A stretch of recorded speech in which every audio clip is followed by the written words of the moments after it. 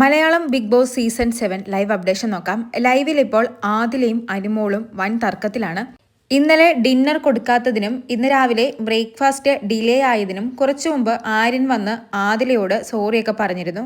അപ്പോൾ ആര്യൻ പോയതിനു ശേഷം അനുമോള് പറയുന്നുണ്ട്, ആര്യന് ഒരു പ്രശ്നമുണ്ടാക്കി കുറച്ച് കഴിഞ്ഞ് അത് നൈസായിട്ട് സോപ്പിട്ട് ക്ലിയർ ചെയ്യാൻ അറിയാം. അവൻ്റെ ആക്ടിംഗ് ആണ്.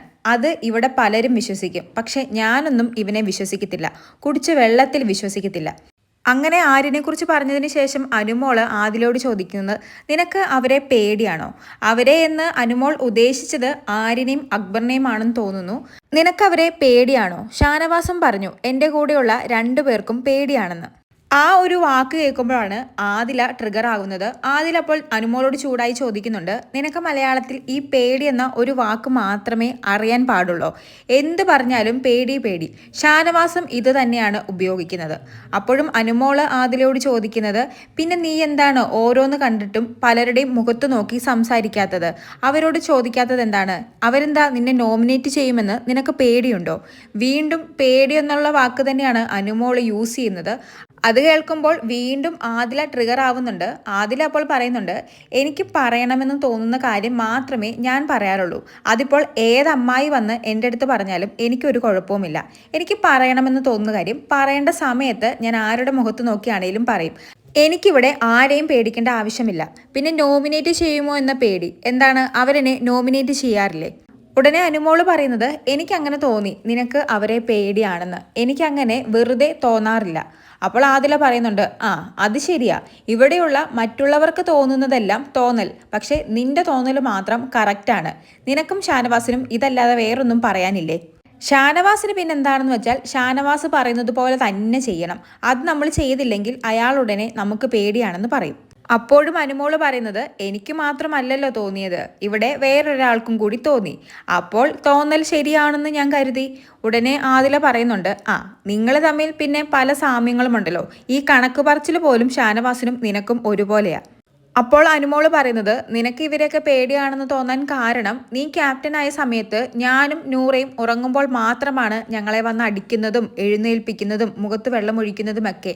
അവരെ ഒന്നും ചെയ്യാറില്ല. അപ്പോൾ തന്നെ ആദില പറയുന്നുണ്ട്, എനിക്കവരെ അടിക്കാനൊന്നും പറ്റില്ല. അനുമോൾ അപ്പോൾ ചോദിക്കുന്നത്, അടിക്കണ്ട, നീ ക്യാപ്റ്റനല്ലേ, നിനക്കൊന്ന് വഴക്ക് പറഞ്ഞൂടെ? ഉടനെ ആദില ചോദിക്കുന്നുണ്ട്, നീ ഈ അവരെന്ന് ഉദ്ദേശിക്കുന്ന ആരെയാണ്? ആരെ ഞാൻ എഴുന്നേൽപ്പിച്ചില്ലെന്നാണ്?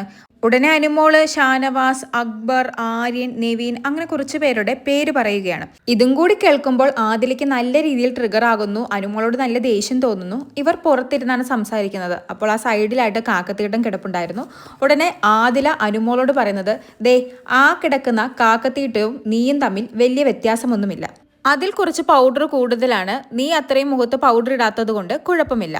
ഉടനെ അനുമോള് പറയുന്നുണ്ട്, കുഴപ്പമില്ല, കാക്കയുടെ അല്ലേ, മനുഷ്യൻ്റെ അല്ലല്ലോ. കാക്കയ്ക്ക് നന്ദിയുണ്ട്. ആദിലപ്പോൾ വീണ്ടും ചൂടായി അനുമോളോട് ചോദിക്കുന്നത്, ഏത് കാക്കയ്ക്കാണ് നിന്നോട് നന്ദി? ഷാനവാസ് കാക്കയ്ക്കായിരിക്കുമല്ലേ? ആദിൽ എന്നിട്ട് ചൂടായി തന്നെ അനുമോളോട് പറയുന്നുണ്ട്, എനിക്ക് പറയാനുള്ള കാര്യങ്ങൾ ഞാൻ ആരുടെ മുഖത്ത് നോക്കിയാണെങ്കിലും പറയും. എനിക്കതിന് ഇവിടെ ആരെയും പേടിയില്ല. അതിലിനി ഒരമ്മായിയും വന്ന് അഭിപ്രായം പറഞ്ഞിട്ടും കാര്യമില്ല.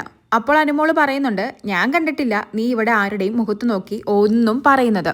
ഇതും പറഞ്ഞ് അനുമോള് പുറത്തേക്ക് നോക്കിയിരിക്കും. ഉടനെ ആദില പറയുന്നുണ്ട്, നീ എൻ്റെ മുഖത്ത് നോക്കി പറയടി. ഇപ്പോൾ നീയാണ് മുഖത്ത് നോക്കി സംസാരിക്കാത്തത്. തൻ്റെ ഇടമില്ലെങ്കിൽ സംസാരിക്കാൻ നിൽക്കരുത്. നീ എന്തിനാണ് ഇപ്പോൾ ഇതൊക്കെ പറഞ്ഞുണ്ടാക്കുന്നത്? നിന്റെ PR ടീമിന് വേണ്ടിയിട്ടാണോ ഇങ്ങനെ പറഞ്ഞുണ്ടാക്കുന്നത്? അങ്ങനെ 2 പേരും നല്ല പൊരിഞ്ഞടിയാണ്. ഈ സമയം അങ്ങോട്ട് ഷാനവാസ് വരുന്നുണ്ട്. സത്യം പറഞ്ഞാൽ ആദിലയ്ക്കും നൂറയ്ക്കും ഷാനവാസിനെ പുല്ലുവിലയാണ്.